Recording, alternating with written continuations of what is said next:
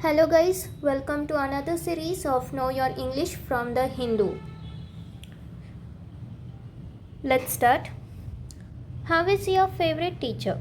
I heard that she was operated on recently. In our previous series we have already studied that we should be saying operated on. We should never say that she was operated recently. Since the operation is performed on someone, so we should be saying operated on. She is in very bad shape. Her husband took her to the hospital again yesterday. The diagnosis was terrible. You mean the doctors were? Mm, so they went to a second opinion. Even then, the diagnosis wasn't very encouraging. The doctors say that she may have to quit her job. I'm sorry, but the word you're looking for is prognosis. What? Prognosis. Prognosis. So in this paragraph, they have recited how this word should be pronounced. The first syllable prog rhymes like the word frog, means frog. So pronunciation should be prog. While the second is pronounced like the word no, progno. The I in the final syllable is like the I in sit, sip, sick. The main stress is on the second syllable. So prognosis. I guessed as much, but tell me, what is the difference between prognosis and diagnosis? When a doctor examines you after listening to your complaints, he attempts to find out what is wrong with you. He then arrives at a conclusion. This is what we call diagnosis. So, if you are having trouble with your body, or if you're not feeling well, you go to the doctor, then you tell him about what you are going through. Then doctor analyzes the situation and tells you about your illness. So that thing is called as diagnosis.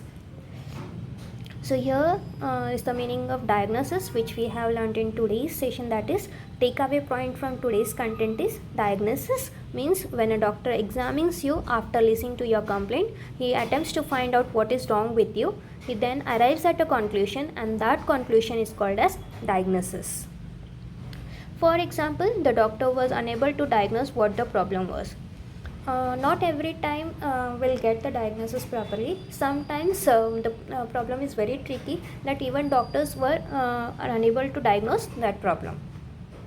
Let's see some more examples. Sounds like a doctor, I know. After several tests, my friend Ranjan was diagnosed with vitamin D deficiency. That's a good example. The doctor's diagnosis was that the patient was not getting enough sleep. So here are these some of the examples with using the word diagnosis. You couldn't have been the patient. You sleep quite a bit in my opinion. Anyway, what does prognosis mean? Now in the next paragraph we are going to learn about the exact meaning of prognosis and where should we be using diagnosis word and prognosis word. Once the doctor has finished examining you and telling you what your problem is, he goes on to tell you what your chances of getting better are. He may also inform you of the problems you are likely to have in future because of whatever illness you have. So once examination done and he diagnoses what illness you have, post that he will tell you, the doctor will inform you about the problems you are likely to have in future or consequences of that particular thing or whatever illness, future illness you might be you will have. That thing is called as prognosis.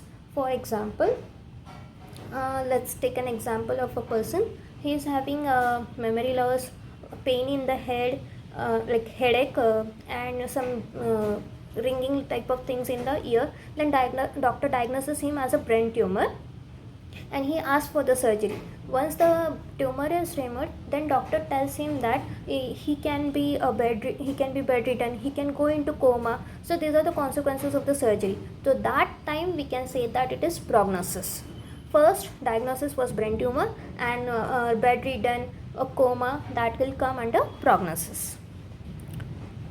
I see. So what you're saying is that a prognosis is a statement about how a disease that I have will affect me. So this is the another keyword. So prognosis means is a statement about how a disease that I have will affect me. So whatever consequences will have after that particular disease is called as prognosis. Is that it? Exactly.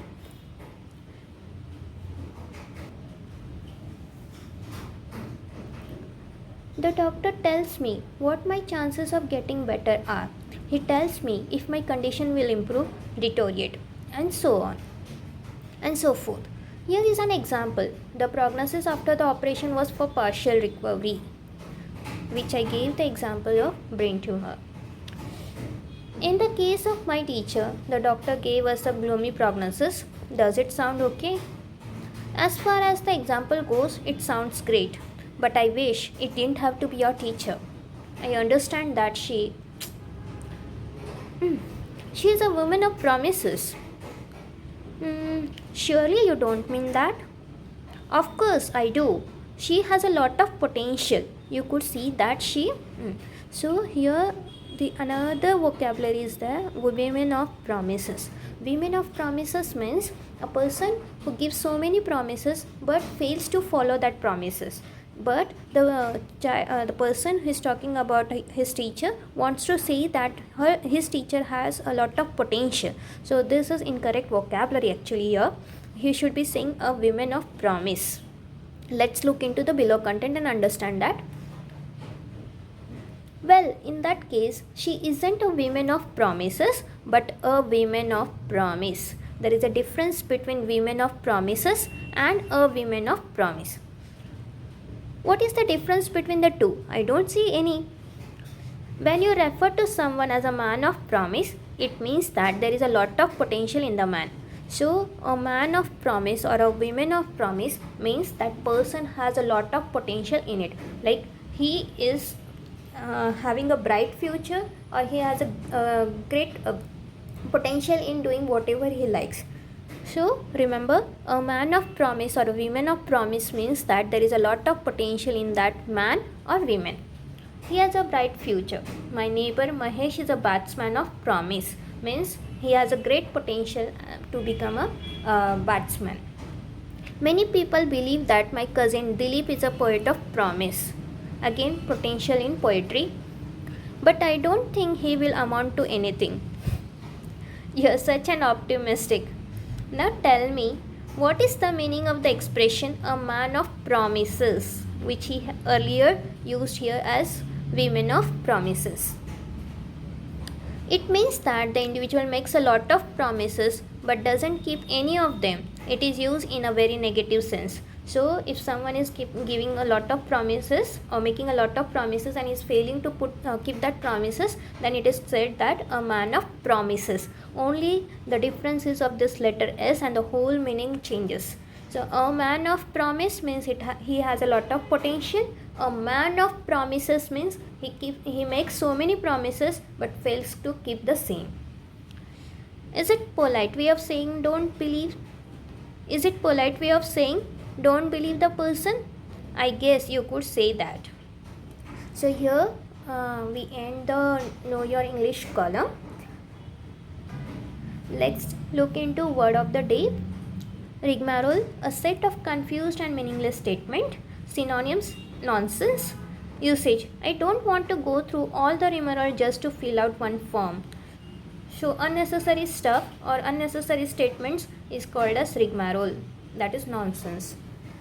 Hope you liked today's session.